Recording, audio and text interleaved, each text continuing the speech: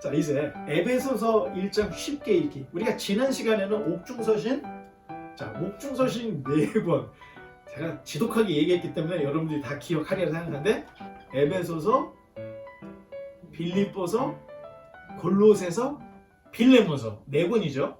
이 중에서 마케도니아로 간 것은 빌립보서고 소아시아로 간 편지가 3권이 있다 그랬죠. 그게 처음에 에베소, 골로새, 빌레몬, 그리고 이제 유실된 편지들을 우리가 추측할 필요는 없으니까 우리 성경에는 요 3권이 들어가 있습니다.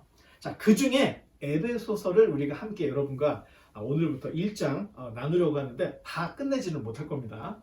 자, 에베소서는 바울의 신학이 가장 높은 단계, 최고봉에 이른 이런 편지였다, 이렇게 볼 수가 있습니다.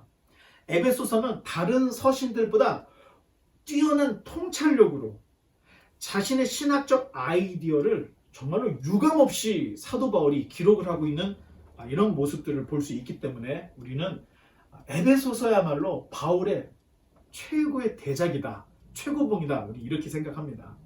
에베소서에서 바울은 삼위일체 하나님의 그 관점, 자, 구원을 우리 관점에서 보는 게 아닙니다. 삼위일체 하나님 관점에서 구원이 어떻게 전개되고 완성되고 있는지를 바울이 그런 입장에서 에베소서를 쓰고 있습니다. 그러니까 당연히 차원이 높을 수밖에 없습니다. 또한 창세 전, 자, 하나님이 세상을 창조하셨는데 창조하기 전에 하나님의 선택을 언급을 하고 있습니다. 그러니까 저와 여러분은 보통 사람들이 아닙니다. 세상이 만들어지기도 전에 하나님이 우리를 예정하고 선택했다, 이런 얘기를 에베소서에서 바울이 하고 있습니다. 또 믿는 사람들의 구원이 우주 전체에 대한 하나님의 그 위대한 경륜, 계획과 어떻게 맞물려 있는지를 사도 바울이 그걸 풀어내고 있습니다.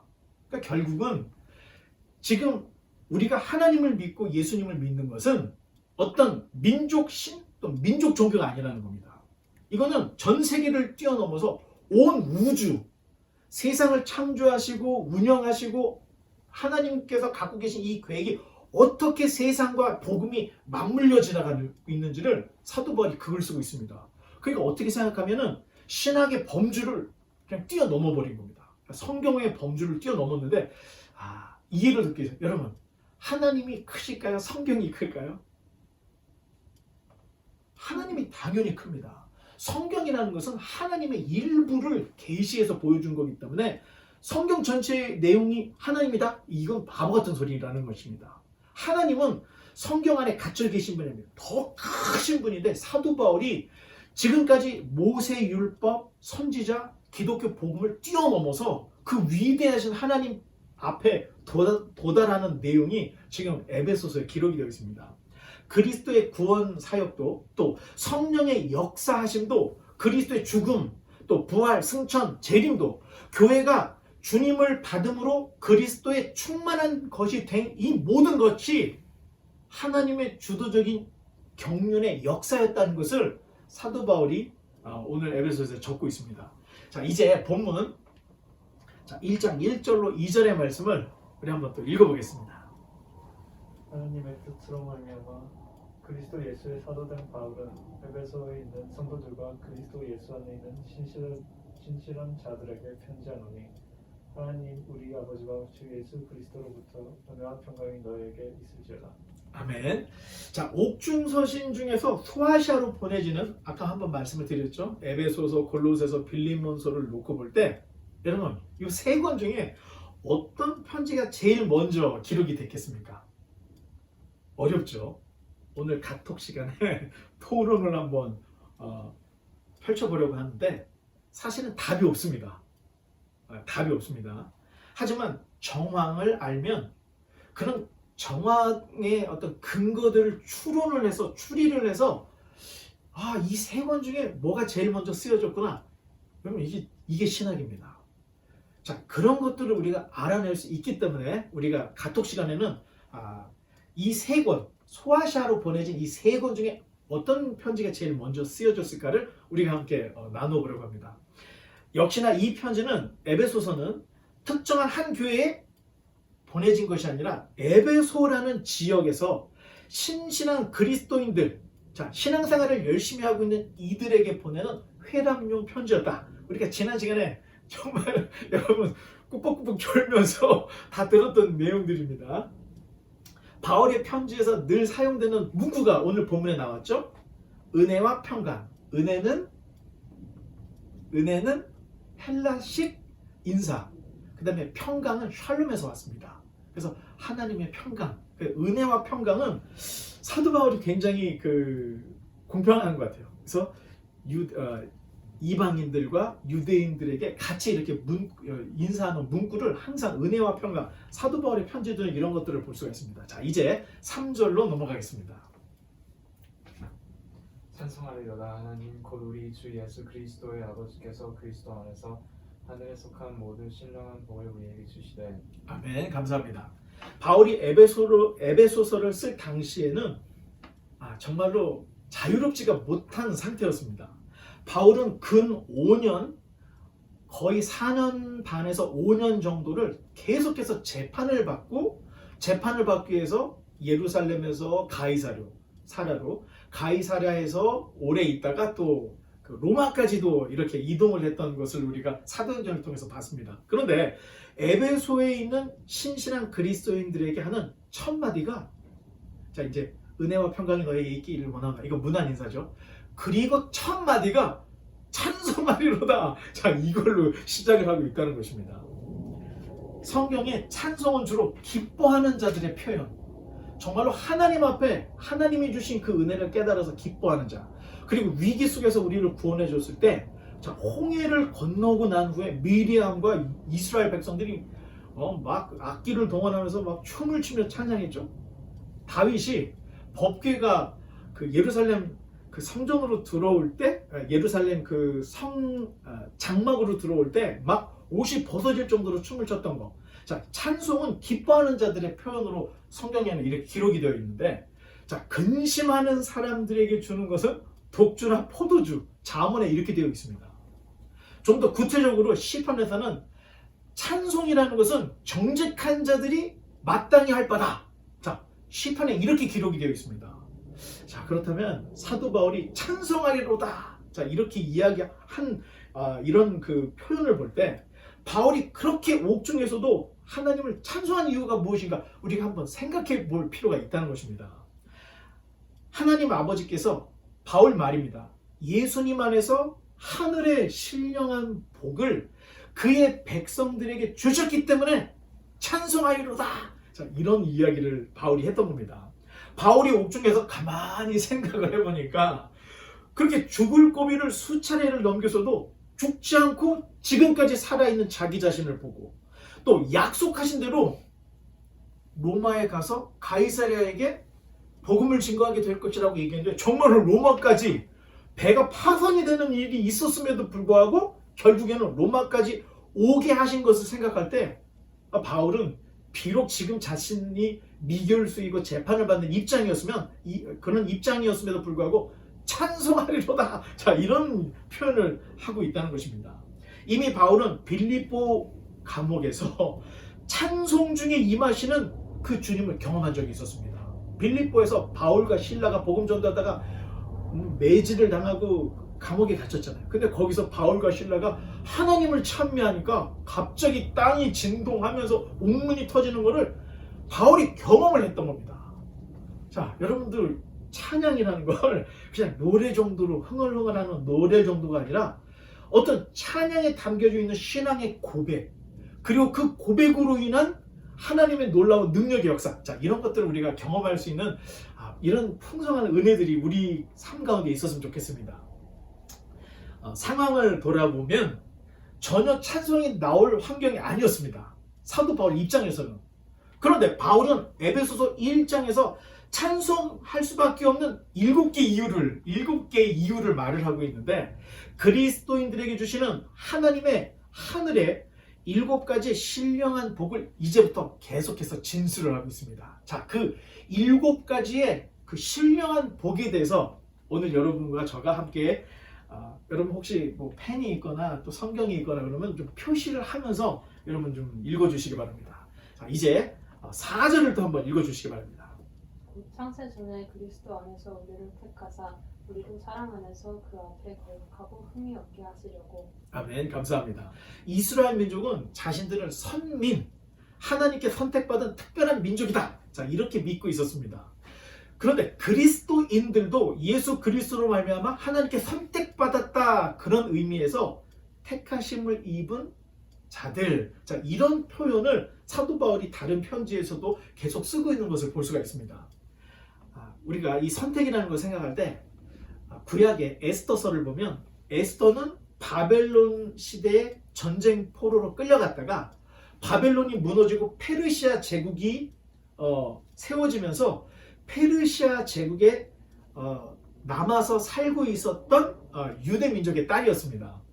그런데 에스더가 아하수에로 왕의 왕비로 간택이 되자, 선택이 되자 아버지 역할을 했던 모르드게도 이 에스더 앞에 머리를 숙이고 마마 그 전까지는 에스더야 했을 수 있지만 왕비로 선택이 딱 된 이후부터는 에스더야 이렇게 에스더라는 이름도 부를 수가 없이고 그냥 마마 할 수밖에 없는, 자, 이런 분위기를 우리에게 보여주고 있습니다. 또 이 에스더가 왕비가 된 이후로는 이 유대 민족의 대표자가 돼서 유대 민족을 구원하는 이런 내용을 우리가 에스더에서 볼 수가 있습니다. 세상 나라의 왕에게 선택을 받아도 이 정도인데 천지를 창조하신 하나님께 선택받은 그 일은 신부가 되거나 왕의 신부, 왕비가 되거나 왕이 되거나 하여튼 우리가 출세를 하는 이런 것과는 비교할 수 없는 엄청난 사건이다.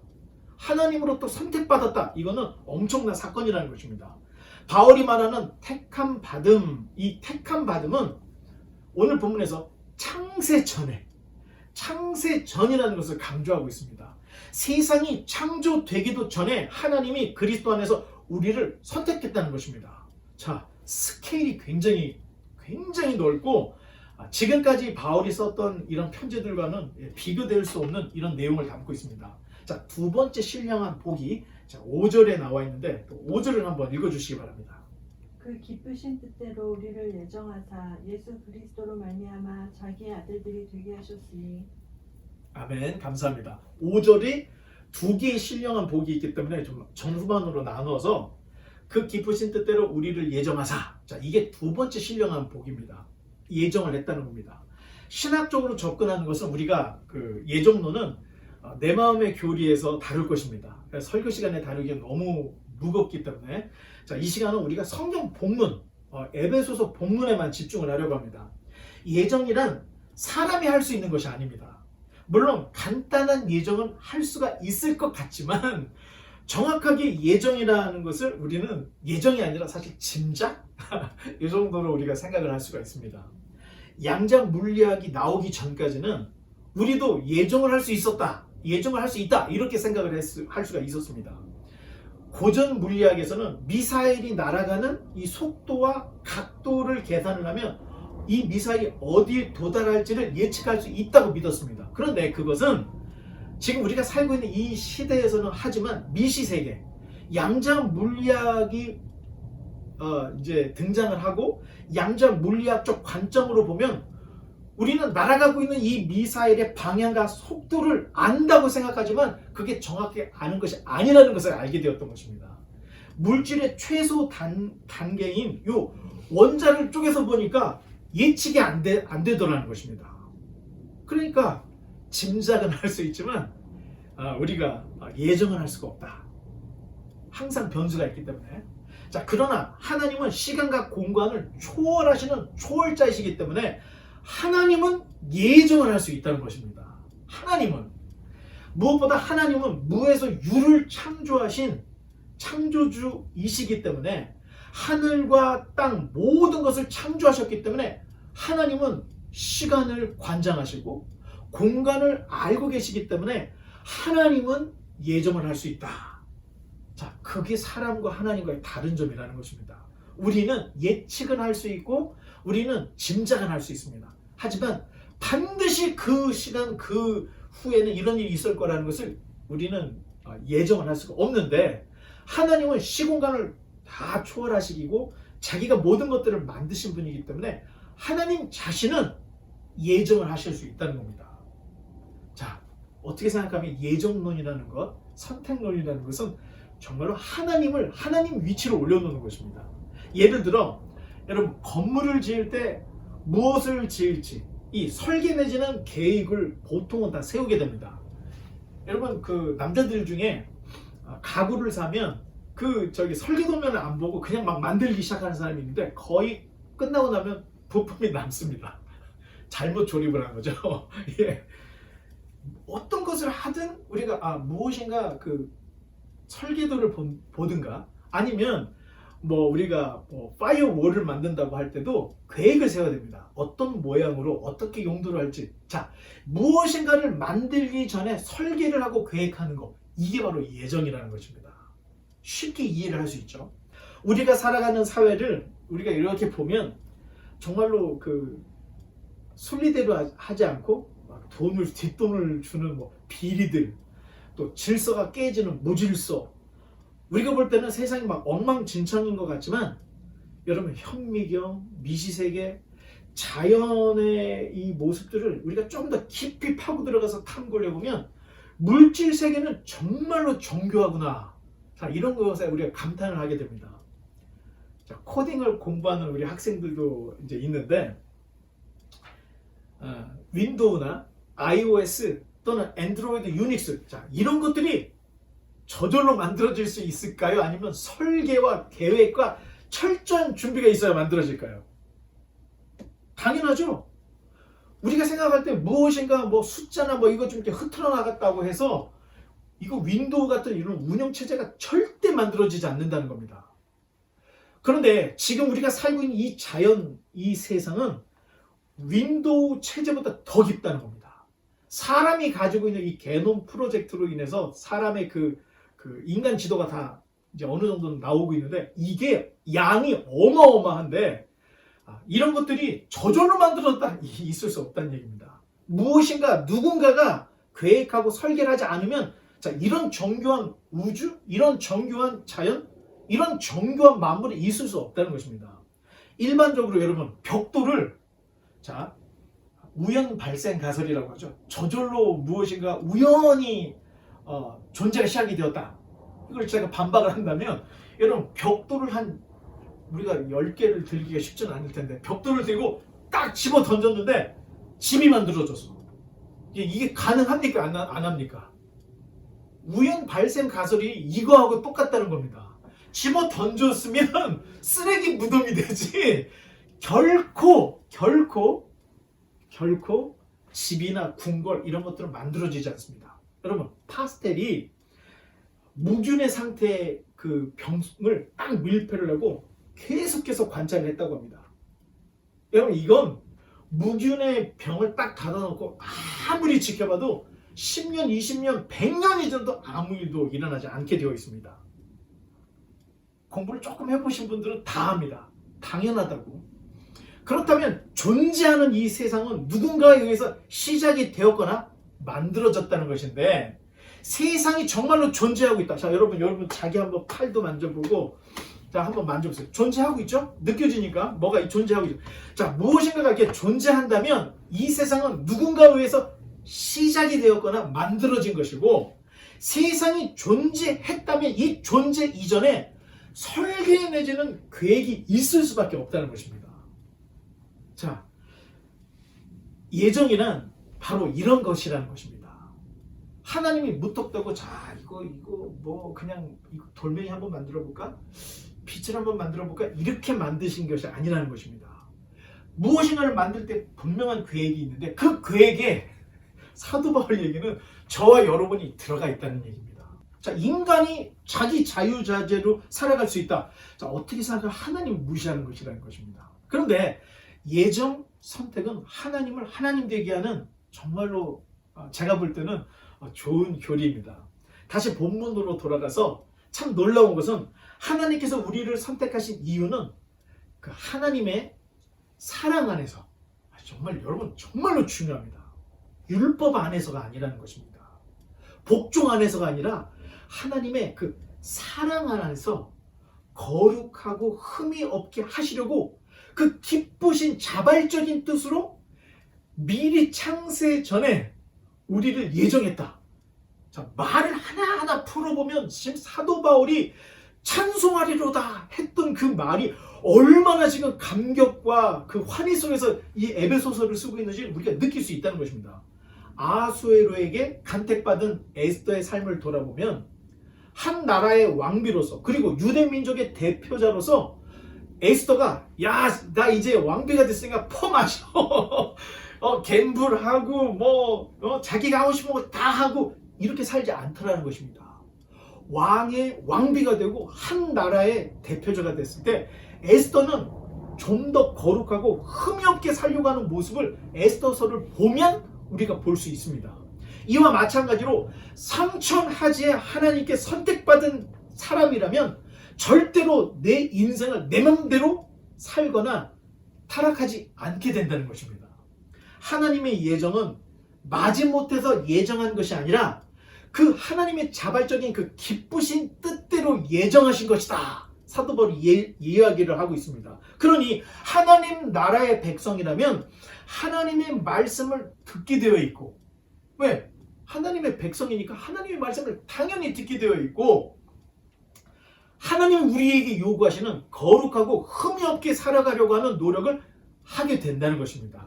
여러분, 재밌는 그 얘기가 있는데, 밤하늘에 별을 세어보니 99개. 하나 별이 어디 있나 찾아봤더니 그것은 바로 당신. 소름. 여러분이 좀 조는 것 같아서 잠 좀 깨려고. 근데 이런 아름다운 표현이 있는데 좀 유치하죠? 자, 왜 이 얘기를 했냐면 사람이 할 수 있는 표현 정도를 지금 하고 있는 게 아니라는 것입니다. 사도 바울이.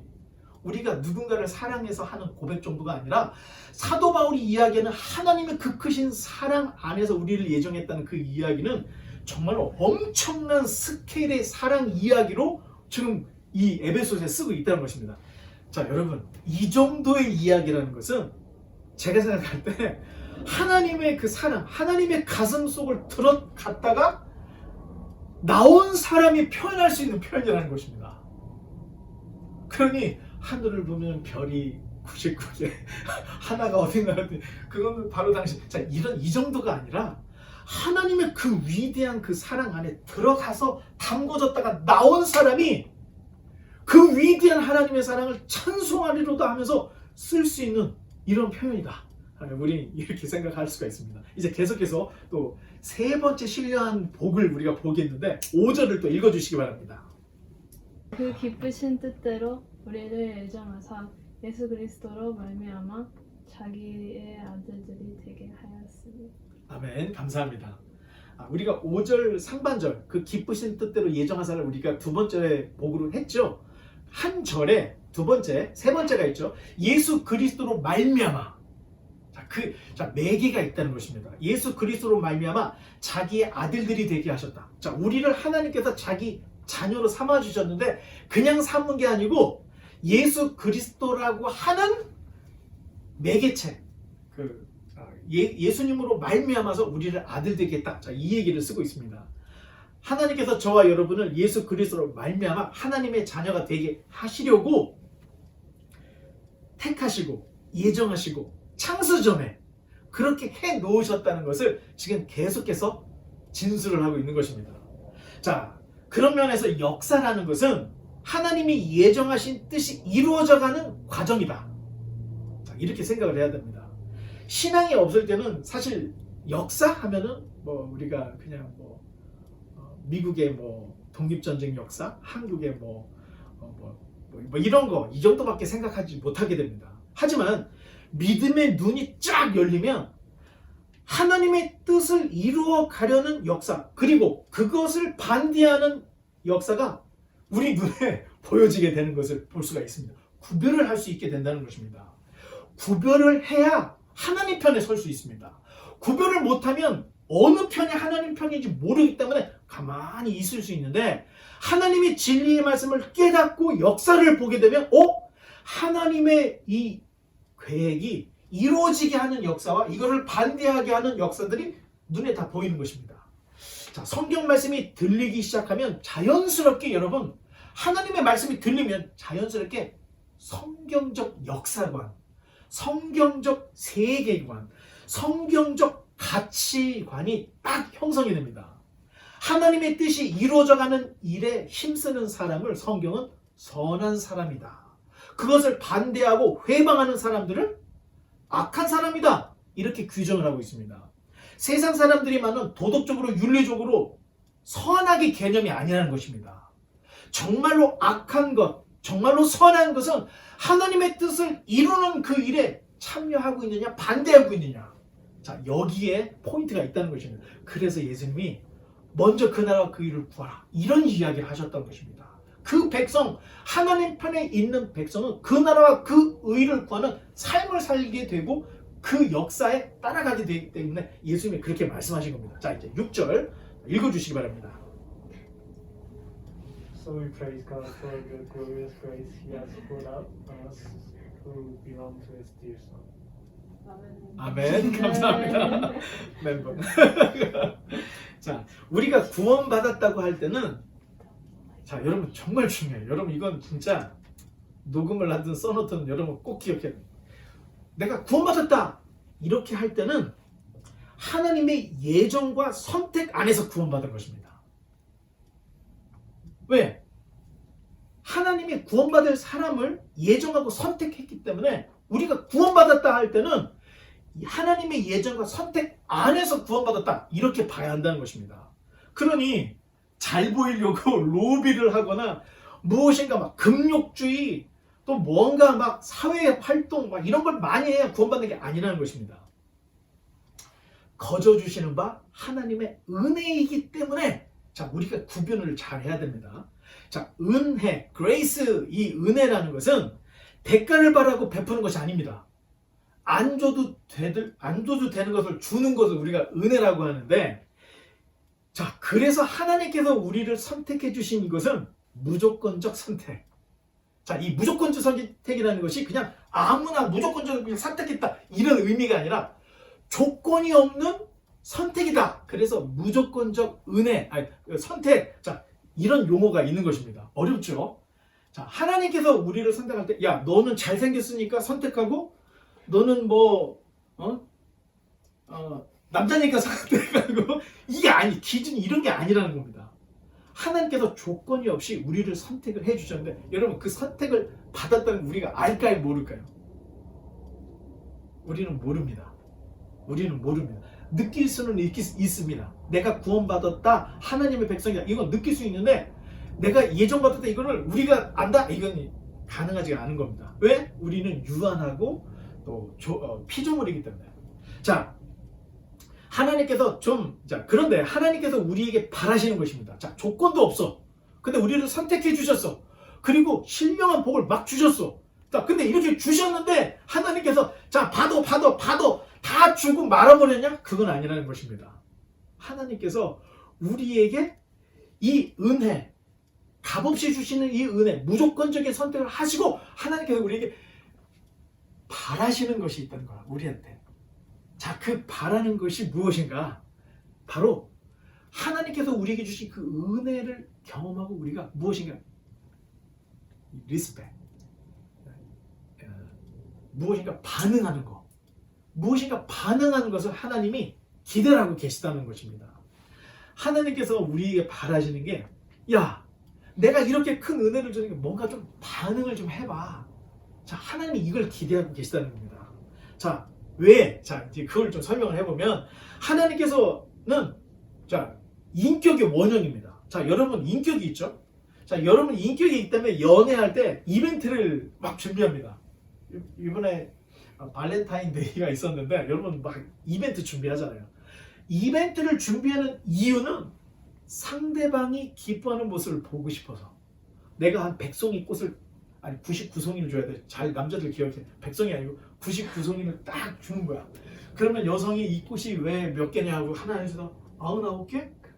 딱 그때 그것이 바로 자, 그때 여성들이 와 기뻐하는 그 모습을 보고 싶어서 자동차 트렁크에다가 그 풍선도 잔뜩 싣고 다니는 거고 남자들이 아니 다 이런 이벤트는 무엇인가 반응을 보고 싶어서 이벤트를 하는데 하나님이 자기 아들까지 희생하면서 창세전에 우리를 자기 백성으로 선택하시고 예정하셨어. 근데 그걸 내가 깨달았어. 자 그러면 그랬구나. 계속 하나님이 이런 반응을 원치 않는다는 겁니다. 그래서 사도 바울이 찬송하리로다 이렇게 했던 이유가 하나님께서 우리를 구원하시고 예정하시고 이 모든 이 것들을 깨달으니까 가만히 앉을 수 없는 거예요. 그래서 찬송하리로다 이렇게 편지를 썼는데 여러분 우리가 예배할 때 찬송 불렀죠? 이거는 예배 순서가 있으니까 한 거 이게 아닙니다. 우리를 구원하신 그 놀라운 그 은혜를 우리가 가사를 붙이고 또 멜로디를 붙이고 우리의 마음을 담아서 하나님께 찬양을 막 올려드리는 겁니다. 자 그런 면에서 우리가 하나님 앞에 이 크신 은혜에 대해서 반응을 해야 됩니다. 그런데 여러분 성경을 제대로 읽어보면 하나님이 사람들에게 굉장히 섭섭해하는 그런 모습들이 정말로 너무너무 많이 표현이 되어 있습니다. 정말로 성경을 제대로 읽어보면 하나님께서도 인격이 계시기 때문에 인격적인 하나님이기 때문에 그래서 예배 때 항상 우리가 인격적인 만남이라는 것은 자 우리가 로봇 하나님은 주인 그래서 우리는 메모리된 대로 움직 이걸 말하는 것이 아니라 자 이 중에 어떤 이들은 이제 시험도 있고 또 집이 어려운 문제도 있고 뭐 관계의 문제가 있는 여러 가지 문제들 또는 뭐 기쁨을 가지고 있는 사람도 있을 텐데 자 이런 사람들이 그럼에도 불구하고 나를 구원하신 하나님 앞에 다 내려놓고 나올 때 하나님께서 인격적으로 기뻐하시고 우리의 마음을 두드려 주신다는 겁니다. 자 그런 만남, 인격적인 만남 이런 것들이 필요한데 성경을 보면 하나님이 분노하시는 장면이 나옵니다. 분노. 그리고 하나님은 아예 말씀하시 야 나는 질투하는 하나님이야. 우상 만들지 마. 이렇게 말씀하시는 하나님이라는 것입니다. 굉장히 인격적인 분이라는 겁니다. 그러면 그 하나님께서도 우리가 하나님께 드리는 이벤트를 준비해야 될 필요가 있다는 것입니다. 그렇다고 해서 뭐 금식하고 이런 걸 하라는 것이 아니라 우리가 정말 우리가 있는 이 삶 속에서 최대한 하나님을 높여드릴 수 있는 거 하나님 주셨잖아요. 찬송하는 거. 이것만큼 좋은 도구가 없다고 생각합니다. 그래서 하나님께서 하나님의 은혜의 영광을 우리로 하여금 찬송하게 하려고 지었다. 이사야가 이렇게까지도 이야기하고 있습니다. 아마 바울이 옥살이 중에 편지를 쓰려고 지금까지 삶을 쫙 회고를 하다 보니까 딱 무릎을 칠 수밖에 없었던 겁니다. 아무리 생각해도 나의 나된 것 사도 바울이 지금까지 죽지 않고 살아가고 있는 이런 모습들은 자신이 여기까지 온 것을 생각하니 그렇지. 한 20년 전, 30년 전에 다메섹 도상에서 기독교인들 다 잡아들이려고 가다가 빛 가운데 나를 만나주신 거야. 예수님이. 더 깊이 생각해보니까 야 세상을 만들기도 전에 창세전에 하나님께서 나를 아시고 나를 예정하셨구나. 자 이것들을 깨닫고 박수를 치면서 그 깨달음이 얼마나 컸는지 찬송하리로다. 자 왜 찬송해야 되는지 그 이유를 본문에서 쫙 쓰고 있습니다. 자 우리가 하나님을 찬송하는 이 찬송 이 노래는 누구나가 부를 수 있습니다. 지금 이 안에 우리가 막 악기도 연주하고 찬양도 했는데 자 이런 밴드 또 찬양 노래 이건 누구나 할 수 있습니다. 하지만 성경에서 말하고 있는 진정한 찬양 진정한 찬송은 구원받은 사람만이 할 수 있다는 것입니다. 자 그런 입장에서 여러분 우리의 찬양의 신앙의 고백을 담는 이런 연습을 해야 됩니다. 그래서 악기 연주하는데 거기에 달달달달 떨기보다는 악기는 연주하고 입으로 찬양을 하지만 그 찬양의 고백이 그 문구 가사들이 내 마음을 탁탁 건드려서 제가 생각하는 진정한 찬송은 눈물 반 찬송 반 그 가사의 그 멜로디가 그 찬양 속에서 가사를 돋보기 위해서 의로우신 하나님을 찬송할 때 눈물이 막 쏟아지게 되는 거예요. 그 크신 하나님을 생각할 때 우와 자 이런 역사들이 있어야 됩니다. 자 계속 넘어가서 자 7절을 또 읽어주시기 바랍니다. 우리는 그리스도 안에서 그의 은혜의 풍성함에 따라 그의 피로 말미암아 성령 곧 죄사함을 받았느니라. 아멘. 자 구원과 관련해서 중요한 것이 시제입니다. 시제. 자, 죄사함을 앞으로 받을 것입니까? 이미 받았습니까? 시제가 중요해요. 시제가. 죄사함을 앞으로 받을 것입니까? 이미 받았습니까? 어렵죠? 자, 저와 여러분의 죄값은 이미 주님께서 흘리신 피값으로 다 지불되었습니다. 과거형입니다. 자, 아셔야 됩니다. 죄값에 대해서 우리가 예수님이 나를 위해서 죽으셔서 그러면 내가 죄값을 좀 지불을 좀 해야 될까? 봤더니 지불할 게 없는 거예요. 또 사실 우리가 죄값을 지불할 능력도 없지만 알고 보니까 이미 지불이 돼 있는 겁니다. 식당에서 누굴 봤는데 식사 계산을 하려고 하니까 앞에 갔던 사람이 계산했습니다. 자, 이런 거 똑같은 거예요. 자, 예수님이 우리 앞서 우리를 위해서 자기가 대신 죽었다는 겁니다. 그래서 과거형입니다. 지금 우리는 깨닫고 알게 될 때 그 과거가 현재적인 사건이 되는 겁니다. 그러니 앞으로 마음 놓고 죄를 짓자 해서는 안 된다는 것입니다. 이런 생각은 정말로 그리스도가 나를 위해서 죽었다는 것을 믿는 사람이 양심에 화인 맞지 않고서는 이런 어리석은 생각을 할 수가 없다는 것입니다. 정상적이라면 하나님의 아들이 우리 죄 때문에 십자가에 달려 죽으셨다. 그러니 우리가 어떻게 다시 죄 가운데 거하겠느냐? 자, 이렇게 나오는 것이 정상적인 양심을 가진 사람들의 생각이라는 것입니다.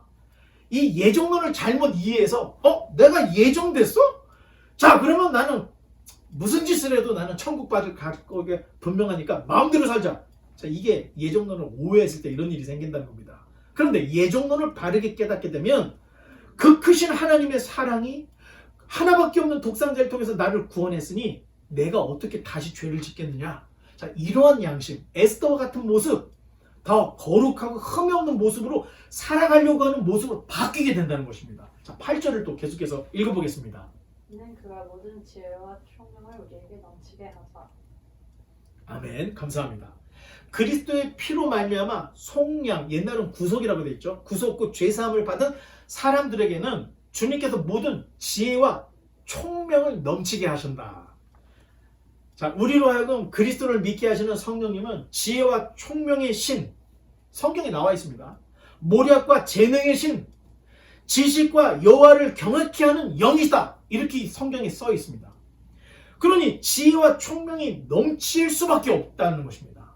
그럴 수밖에 없다는 것입니다. 하나님이, 성령님이 그런 분이기 때문에 우리에게, 자, 그도 그럴 것이 여러분 이제 나중에 여러분들이 좀 더 성장을 해서 회사 다니고 여러분이 이제 전 세계를 돌아다니면서 보면 딱 나오는데 복음을 받아들인, 기독교 신앙을 받아들인 나라의 문화와 수준, 그리고 기독교 신앙을 받아들이지 않은 나라의 문화와 신앙이 딱 구별이 됩니다. 딱 구별이 돼요. 여러분 돌아다녀 보면 압니다.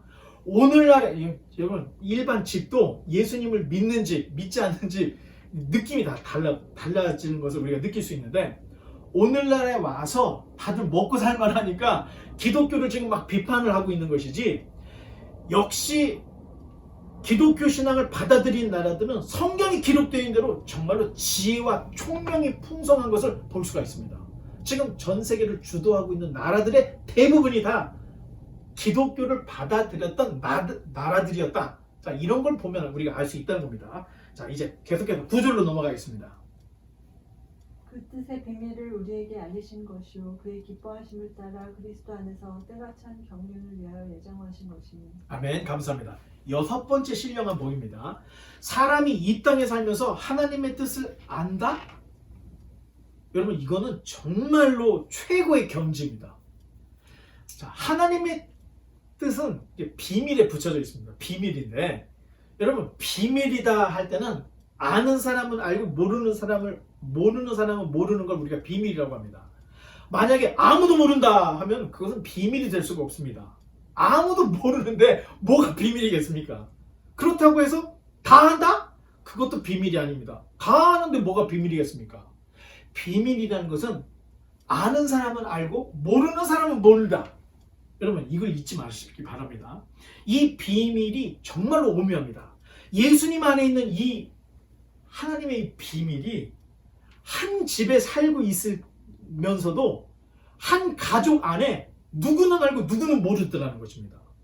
아니 초등학생 아이는 아는데 대학 교수는 모르기도 하고 종은 아는데 주인이 모르는 일들, 이게 바로 비밀이라는 것입니다. 그래서 성경에 복음, 그리스도, 하나님 사랑을 자꾸 비밀로 이야기를 하고 있는 것입니다. 이게 예정과 선택하고 연관이 있기 때문에 비밀이라는 말을 쓰고 있다는 것입니다. 하나님께서 알게 한 사람만 알게 됩니다. 아버지와 아들의 뜻대로 계시를 받은 사람만 알게 해놨다는 것인데, 바울이 예수 그리스도 안에 있는 그 비밀을 자기가 깨달았다는 것입니다. 이 비밀을 에베소의 신실한 그리스도인들에게 알게 하려고 에베소서를 썼다. 이제 2장에 가면 이런 얘기들이 나옵니다. 여기서 경륜, 굉장히 어렵죠. 말이 우리나라 말인데도 한자어라서 경륜이 자전거인가? 뭐 이제 경륜 뭐 경기도 있는데 경륜이 자전거 뭐 이렇게 생각할 수 있는데, 자, 일상에서는 우리가 잘 사용하지 않는 말이 경륜입니다. 자, 헬라어로는 오이코노미아, 히브리어로는 칼칼라라고 하는데 영어로는 여러분 금방 이코노미. 한자로 경륜의 이 경자는 실로 옷감을 짜다, 류는 낚싯줄로 고기를 낚아내다, 이런 뜻인데, 경륜이라는 말을 쉽게 풀어서 이야기하면 살림살이다. 그게 경륜이라는 것입니다. 그런데 이 신학적으로 경륜을 따져보면 하나님께서 그 마음에 품으신 뜻을 이루시는 방법을 하나님의 경륜이다. 예를 들어 지금 우리가 보고 있는 새 언약이 담겨져 있는 신약 성경은 옛 언약이 담겨져 있는 구약 성경의 성취, 이 성취된 경륜이다. 왜? 구약에서 신약으로 이게 지금 하나님께서 살림살이를 하신 겁니다.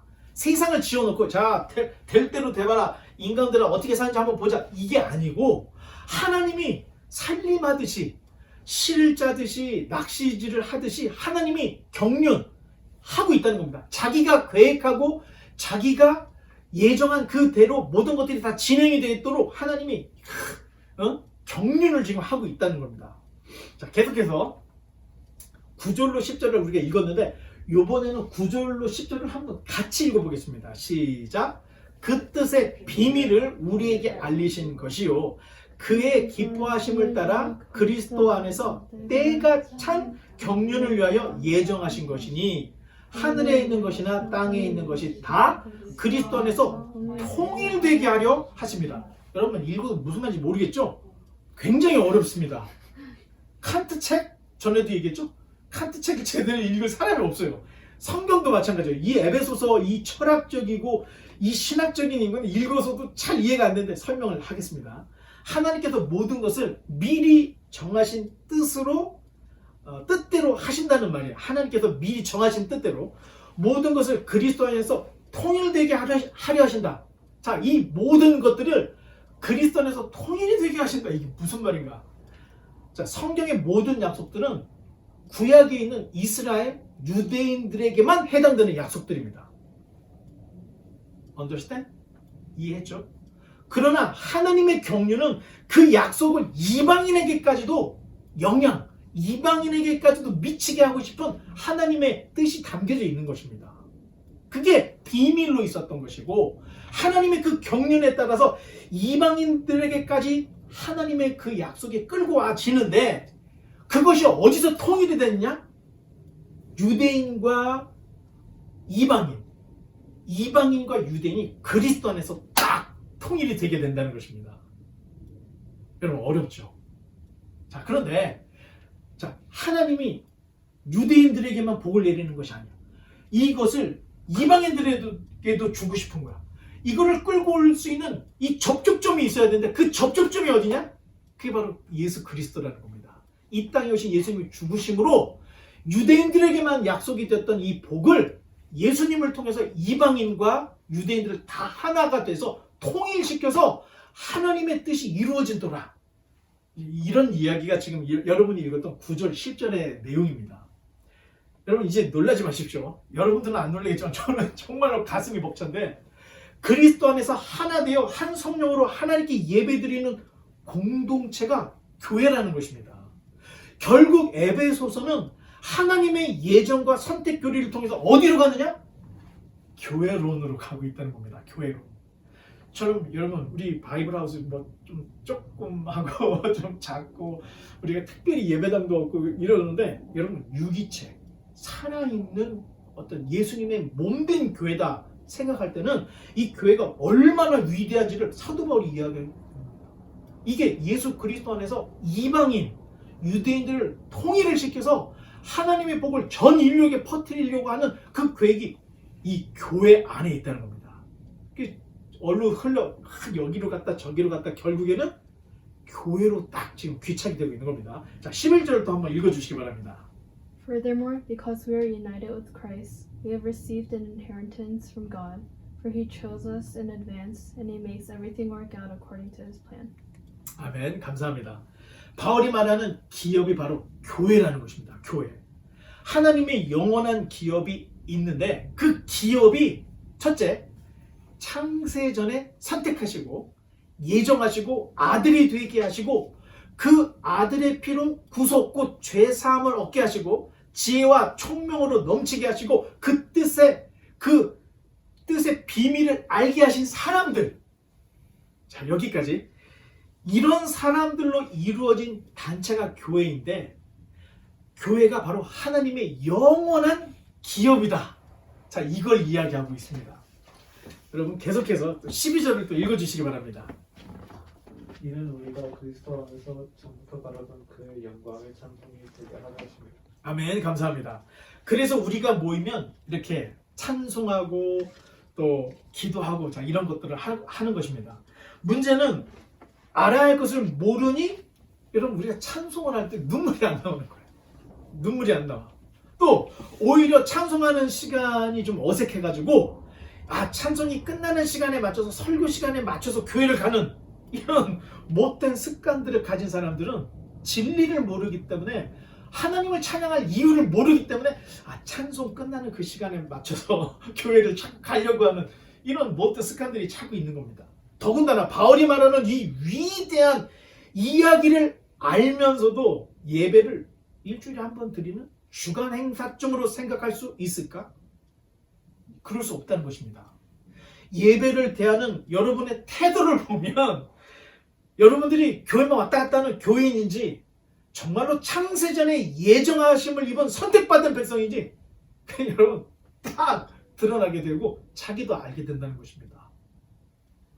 주님께서도 이렇게 말씀하셨습니다. 내 양은 내 음성을 듣나니 이렇게 말씀했습니다. 선택받은 하나님의 사람들은 주님의 음성, 하나님의 음성을 사모하는데 여러분 목사의 설교를 말하는 것이 아닙니다. 교회는 목사 설교 들으러 오는 것이 아니라는 것을 반드시 알기 바랍니다. 이 착각이라는 것입니다. 잘못 알고 있다는 것입니다. 하나님의 말씀을 사모하고 듣고 싶고 읽고 싶어 하게 되는 것이 선택받은 구원받은 하나님의 사람의 당연한 모습이라는 것입니다.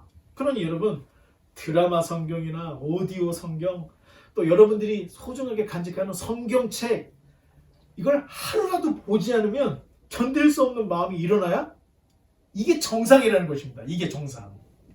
여러분 표정들을 보니까 그게 가능할까 하는 표정들을 여러분 지고 있는데 사실 오늘날 지금 교회가 세속화되고 타락해서 이 모양이 된 것이지 하나님의 부르심은 여러분 어디 입장하는 영화 티켓 정도 이것과는 비교할 수가 없다는 것입니다. 가도 그만 안 가도 그만 이 정도가 아니라는 것입니다. 내가 세상을 창조하기 전에 나를 선택하신 그 위대한 하나님을 신앙을 고백하는 사람들 앞에서의 예배라는 것은 예배 때문에 자기 생명을 내놓을 수도 있는 것. 성경을 보지 않고서는 오늘 이거 안 되겠네 이런 마음 드는 거. 여러분 이게 여러분들에게 마음을 찔리라고 하는 말은 아닙니다. 그런데 이건 제가 자연스럽게 얘기하는 정말로 구원받은 백성이라면 이런 역사들이 일어나야 한다는 것입니다. 이래서 하나님의 심판이 반드시 있다는 것입니다. 내 백성과 내 백성이 아닌 것을 구분을 하는데 하나님께서 성경 전체를 통해서 야 이게 구분선이야 라고 말은 하지 않았지만 성경 읽어보면 하나님의 사람들이 이렇게 사는구나 다 모범이 나와 있습니다. 이제 13절을 또 읽어주시기 바랍니다. 그 안에서 너희도 진리의 말씀 곧 이에 구원의 복음을 듣고 그 안에서 또한 믿어 약속의 성령으로 인치심을 받았으니. 자, 이게 마지막 7번째 복이죠. 자, 인을 친다. 인이 뭐냐면 도장입니다. 도장. 우리로 말하면. 그럼 영어로 우리가 이제 일반적으로는 사인한다. 이런 뜻입니다. 창세전에 택하신 사람, 하나님이 예정한 사람, 하나님의 아들이 된 사람, 구속 곧 죄사함을 받은 사람, 지혜와 총명의 이 총명이 넘치는 사람, 그 뜻의 비밀을 알고 있는 사람. 자, 이 사람에게는 성령이 야, 너 사인, 너 사인. 성령님이 사인을 주신다는, 인을 친다는 거예요. 인을 친다는 거예요. 표시를 해둔다는 겁니다. 그러니 표시를 안 받거나 못 받는 사람이 있겠습니까? 없겠습니까? 당연히 있다는 겁니다. 여러분, 병아리가 한 20마리가 있는데 그 중에 내가 좋아하는 표시 해놓는 뭐 이런 거 뭐 똑같습니다. 하나님도 자기 백성을 반드시 표시하는데 성령으로, 약속의 성령으로 인친다는 거예요. 사인한다는 거예요. 그 사람에게. 넌 내 백성이라고. 정말 놀라운 것은 바울이 말하는 신령한 복을 얻은 사람의 특징은 그 전까지는 들리지 않던 말씀이 들려지고 믿어지게 되는 것입니다. 대부분의 사람들은 말씀에 별로 관심이 없습니다. 성경이 그렇게 관심이 없어요. 목사들이나 신학자들이나 관심이다 이렇게 생각하는데 이 잘못된 생각입니다. 정말로 은혜 받은 사람, 정말로 하나님의 사람은 말씀에 관심이 있고 정말 말씀을 어떻게 봐야 되는지 이거 당연히 생각하게 된답니다. 되는 것이 당연한 겁니다. 그런데 어떤 사람은 아니 생판 교회를 한 번도 나오지 않았던 사람인데 처음 친구 따라서 나왔는데 너무나도 자연스럽게 말씀을 다 알아듣는 정말 이런 사람이 있습니다. 여러분 경험을 전도를 해보면 이제 압니다. 그런가 하면 어떤 사람은 그렇게 가르쳐주고 그렇게 말을 해도 너무 시간이 오래 걸리는 사람이 있다는 겁니다. 네? 그런데 확실한 것은 구원받은 하나님의 백성은 말씀을 사모할 뿐만 아니라 하나님의 말씀을 100%, 200%까지 이해를 하더라. 여러분 다시 말씀드리지만 머리가 좋고 안 좋고의 그 개념이 아닙니다. 우리 큰 이모님은 한글을 몰라. 한글을 못 읽고 쓸 줄도 모르시는 분이었는데 어느 날 성경을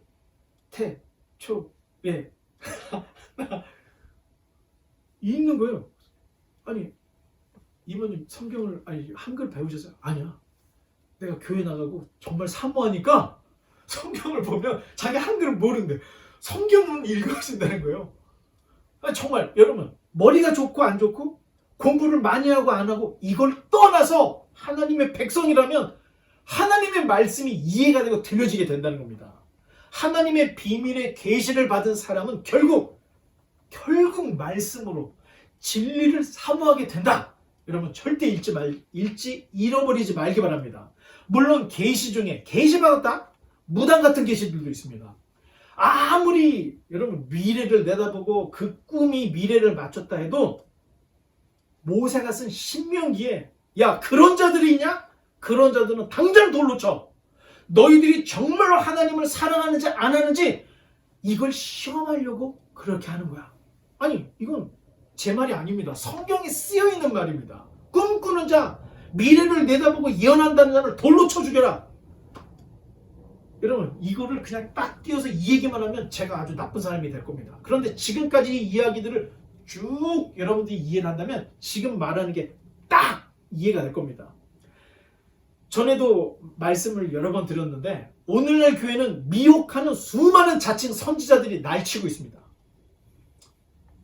아니 정말 어디 가서 공부도 안 했는데 선교사입니다 얘기하는 사람도 있고 제대로 공부도 안 했는데 목사입니다 이런 사람 정말 너무 많았습니다. 지금 이런 사람들 이런 사람을 쫓아다니는 사람인데 왜 쫓아다닌가 하고 물어보면 기도받으러. 왜 기도를 받아요? 지금 우리 애가 아픈데 우리 애가 지금 큰 일을 앞두고 있는데 가서 좀 기도를 좀 받으면 좀 해결돼. 여러분 거의 대부분이 전에도 얘기했다시피 미래를 알고 싶은 사람들의 거의 대부분은 자기 안위, 자기 성공에 기인한 것을 알고 싶은 것이지 미래를 알아서 하나님의 영광을 돌리려고 하는 사람은 거의 없다는 것입니다. 그 자체가 성경적이지 않다는 것입니다. 예수님 뭐라고 했습니까? 무엇을 먹을까? 무엇을 입을까? 이런 것은 이방인들이 구하는 거라고 예수님이 얘기했다는 것을 여러분 잊지 마시기 바랍니다. 말씀을 깨달아 지각을 갖고 분별할 수 있으면 참과 거짓, 하나님께서 이야기하는 선한 사람, 하나님께서 이야기하는 선한 역사를 알 수 있고, 그러지 않으면 이런 것들 다 모르고 넘어가지만 분별을 할 수 있는 지각을 가지면 할 수 있다는 겁니다. 자, 마지막이죠. 자, 14절을 또 한번 읽어주시기 바랍니다. 이는 우리 기업의 보증이 되사 그 얻은 것을 속량하시고 그의 영광을 찬송하게 하려 하시니라. 아멘. 감사합니다. 소위 우리가 은혜 받았다 할 때는 거의가 분위기나 그 음악적인 그런 감동을 받은 거를 은혜 받았다. 또 설교를 하다가 드라마를 보듯이 내 얘기 같아. 막 그래서 눈물 흘리고 하나님이 나에게 주시는 것 같아서 막 눈물 흘리고 막 이런 건데, 이렇게 하고 나서 은혜 받았다고 생각하는데, 이런 자극은 감동이지 은혜라는 말을 쓰면 안 됩니다. 이 은혜라는 것은 값없이 주시는 하나님의 그레이스, 안 줘도 될 것을 주는 것을 은혜라고 하지, 내가 뭔가 좀 털이 쓰고 눈물 흘렸다고 해서 그거를 뭐 은혜 받았다? 감동받는 걸 자꾸 은혜 받았다고 얘기를 하니까 기독교가 계속해서 얄팍해지는 겁니다. 이런 자극은 브로드웨이 뮤지컬 봐도 다 있는 거고, 음악방송만 봐도 다 나오는 이런 감동들입니다. 어떻게 하나님의 그 크신 은혜에 내가 조금 감정적으로 터치받았다고 거기다 은혜라고 다 갖다 붙이면 이거 안 된다는 것입니다. 그런 자극은 은혜가 아니고 감동이다. 구분을 할 수 있어야 됩니다.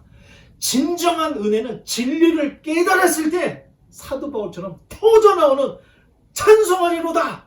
자, 이런 신앙의 고백이 진정한 은혜를 받은 사람의 모습이라는 것입니다.